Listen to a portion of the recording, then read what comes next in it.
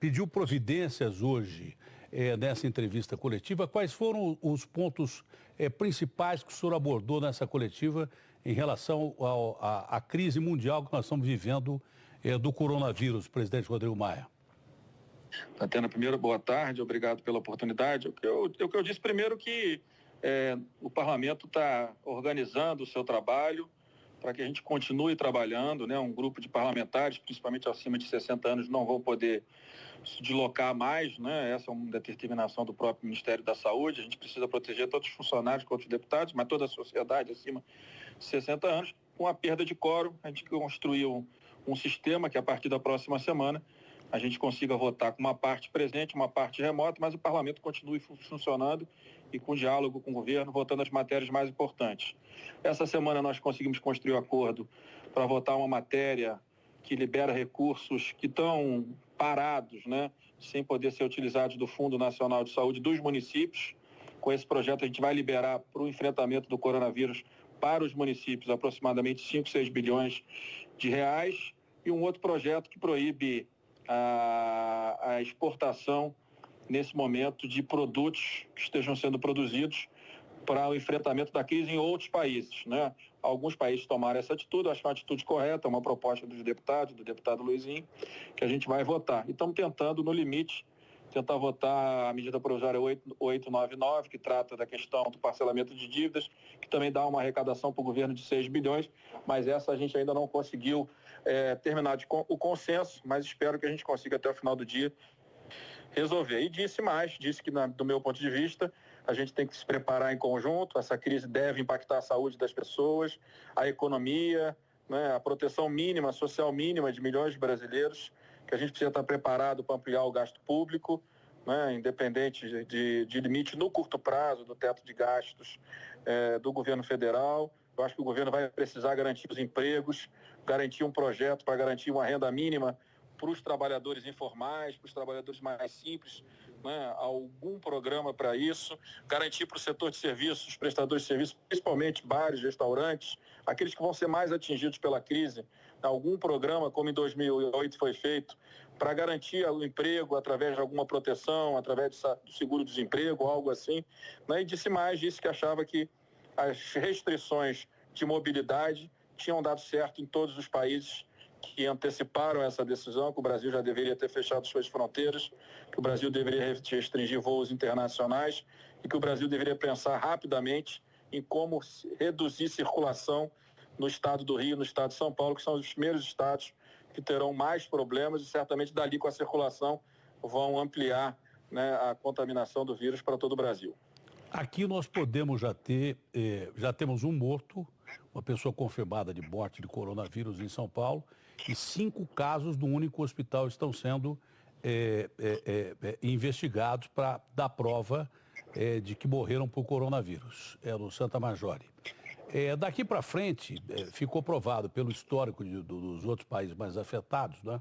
A partir da primeira morte,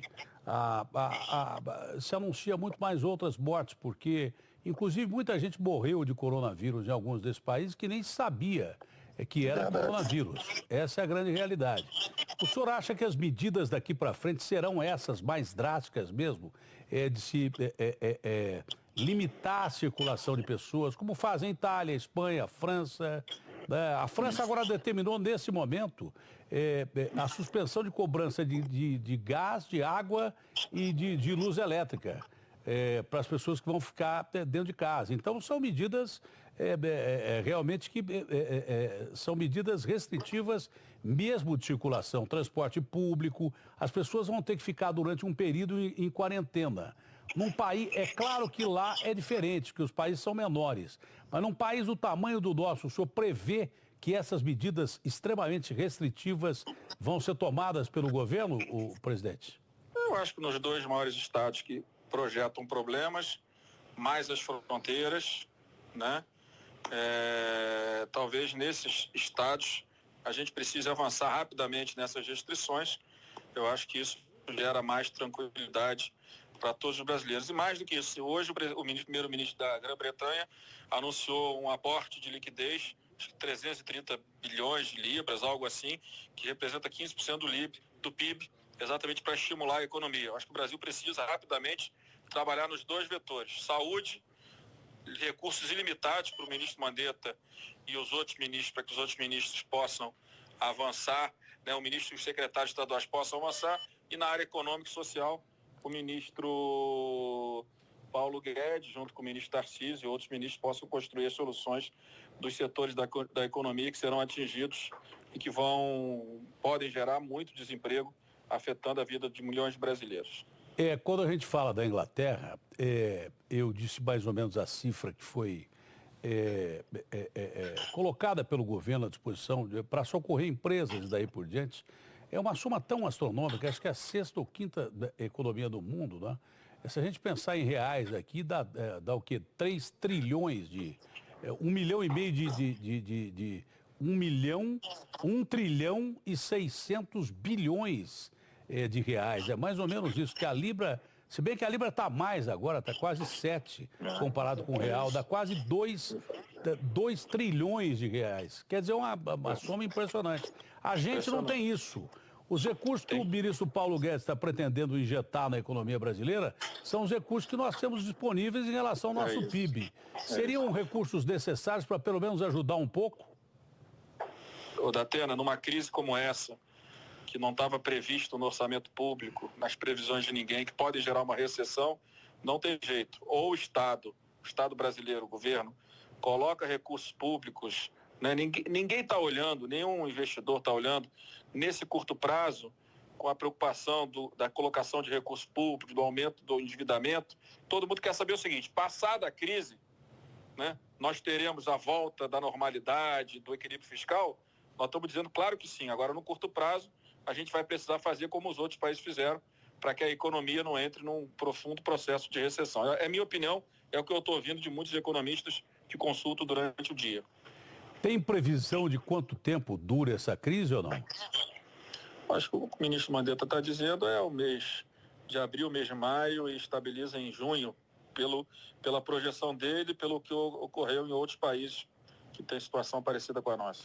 Olha, a gente tem um quadro de desemprego muito grande, porque a gente saiu da pior recessão de todos os tempos que o Brasil enfrentou o ano passado, de toda a sua história. Tem um quadro de desemprego grande. Melhorar não vai. O senhor acha que vai piorar muito nesses 3 meses? Olha, eu acho que os próximos 3 meses eles podem ser meses críticos. Mas se o governo reagir, eu acho que ele cria um cinturão de proteção, onde mesmo com toda a dificuldade, paralisia, a gente vai conseguir sair disso com todo mundo, né, minimamente em condições tanto de saúde como na questão da proteção social e do emprego garantido. O senhor acredita em risco de desabastecimento de algum produto essencial ou não?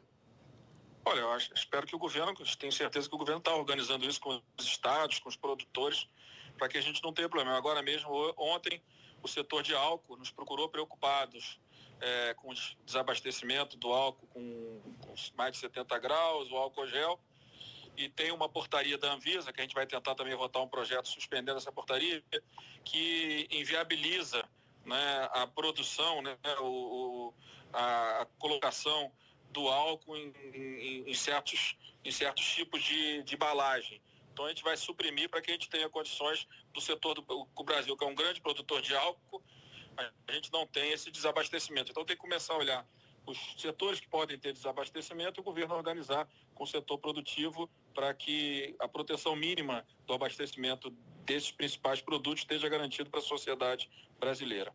Bom, eu disse ontem para o presidente Jair Bolsonaro, nós já tivemos uma conversa sobre isso, eu e o senhor, que eu gosto do presidente Jair Bolsonaro, que eu acho que é um cara que tem bom coração. Ele falou que gosta do senhor e o senhor disse que gosta dele. Mas está sempre tendo encrenca no meio do caminho aí. Eu acho que esse não é o momento para encrenca, esse acho que é o momento para as pessoas estarem unidas e salvarem o país, não é isso? União de esforços, é isso que a gente precisa, todos juntos. Se temos divergências políticas, elas são muito menores do que o interesse da sociedade brasileira. O senhor teve contato com o presidente Jair Bolsonaro de ontem para hoje ou não? Não, ainda não, mas certamente terei nos próximos dias. Tenho conversado bastante com os seus ministros, todos eles, o Mandetta, o Ramos, né, os quadros da área econômica, os quadros técnicos, Estou sempre me colocando à disposição para ajudar, para construir os acordos na Câmara, para que os projetos emergenciais sejam votados. Olha, diferente do que as pessoas pensam, o seu relacionamento pessoal com o Bolsonaro é muito melhor do que as pessoas imaginam, não é isso? O pessoal é muito bom. Aí na hora que entra no conflito político, atrapalha um pouco. Mas eu acho que acima das nossas possíveis divergências existe o interesse público sempre. No momento de crise, aí nós temos que superar qualquer divergência e avançar com as soluções para o enfrentamento a esta crise. As pautas que iam ser votadas, os projetos votados, as reformas que deveriam ser votadas, tudo isso vai ter que ser adiado, o presidente? Não, nós estamos construindo as soluções para que a partir da próxima semana a gente possa votar com alguns presentes, outros de forma remota, para que as votações continuem, mesmo com a dificuldade de chegada a Brasília. Até porque, como chega todo mundo do Brasil inteiro, nós somos grandes transmissores do vírus, em tese, né, potenciais. Então, ficar em Brasília, aqueles que de fato permanecerão em Brasília nos próximos 2 meses, aqueles que são mais velhos, acima de 60 anos, aqueles que estão com dificuldade na locomoção, que a gente possa garantir o voto deles de forma remota, para que o parlamento continue votando as matérias que são importantes. Os acordos podem ser feitos de forma remota e as decisões serão presenciais ou não? Não, as decisões serão parte presencial e parte por um aplicativo que nós estamos terminando de construir aqui. De forma remota também. Não tem outro jeito, não tem outro jeito. Ô Simão, não deu para eu ver ainda, mas eu vi um alerta, acho que foi da Folha de São Paulo agora, sobre reforma da Previdência. Procura isso rápido aí. Diz que alguma coisa sobre reforma de Previdência aí. E a reforma da Previdência já foi votada. Acho que foi na França. Na França que eles suspenderam. Foi na França. Da França foi suspensa a reforma da Previdência. Aqui já foi trânsito julgado, aqui não existe a mínima possibilidade. Foi lá na França. Mas quanto à questão da circulação das pessoas de mais de 60 anos de idade, eu estava até falando com a Cátia agora sobre isso, como é que fica as pessoas com mais de 60 anos de idade que têm que trabalhar, né? Principalmente nesses 2 estados, Rio e São Paulo? Eu acho que tanto os empresários quanto os governos têm que flexibilizar e acho que o Estado tem que colocar, em relação ao setor privado, algum recurso que garanta a manutenção do emprego com a pessoa em casa. Né? E lembrar que os mais jovens não têm o sintoma, muitas vezes têm o vírus e são fortes transmissores para os mais velhos. Então, a presença de jovens, principalmente crianças, com os acima de 60 anos é um risco muito grande, por isso que a gente tem que evitar. Inclusive lá no Rio, né, eu disse aos meus sobrinhos e às minhas filhas que deveriam evitar visitar os avós nas próximas semanas para que não sejam possíveis transmissores, né, para os seus próprios avós. Então, acho que essa preocupação todos nós devemos ter. Olha, com um detalhe, quando se fala em quarentena, como nos 5 países mais afetados da Europa, todos fecharam fronteira. Mas quando se fala em quarentena, põe as imagens de novo. É quarentena para todo mundo, não é só para pessoas com mais de 60 anos, não. Todo mundo, claro, ninguém pode circular a não ser com motivo.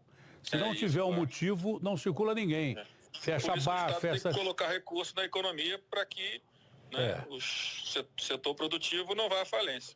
É isso aí. Se não injetar bares, lojas, tudo fechado. Você pode ver que está tudo fechado, inclusive Disneylândia, tudo fechado, está tudo paralisado. É por isso que o Estado tem que injetar recursos. É hora de realmente termos consenso. A informação que eu recebi aqui do Simão é que a Folha de São Paulo informou que foi suspensa a reforma da Previdência aqui em São Paulo, do governo de São Paulo. Aqui em São Paulo foi suspensa pela Justiça a reforma da Previdência. Tá certo. Presidente Rodrigo Maia, alguma coisa a mais a colocar? Porque Deus tem que nos ajudar, não é? Agora a gente depende de Deus. Sempre nos ajudou. Vamos continuar trabalhando, isso que importa. Presidente Rodrigo Maia, muito obrigado por essa entrevista ao vivo. Um abraço grande.